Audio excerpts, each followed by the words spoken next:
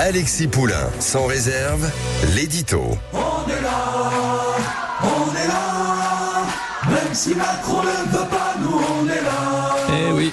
On est là 5 ans après. Vous vous rappelez tous, bien sûr, de l'hymne des Gilets jaunes qui avait envahi les ronds-points le 17 novembre 2018. Et après, un mouvement populaire, un mouvement social qui déjà sonnait l'alerte contre la paupérisation, la difficulté de vivre avec des taxes carbone, avec des salaires qui ne sont pas assez élevés.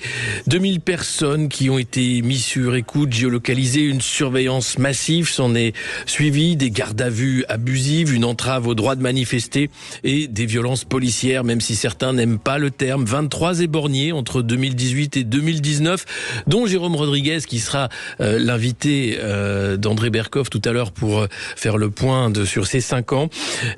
Aucun gendarme ou policier, d'ailleurs, n'a été condamné en 5 ans.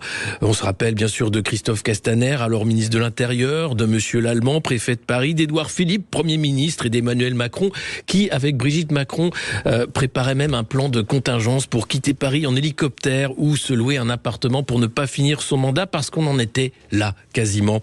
La peur, finalement, de la jacquerie qui déborde et peut-être une révolution. En tout cas, les Gilets jaunes demandaient peu de choses, si ce n'est d'être entendus, le RIC et puis le pouvoir de vivre, tout simplement.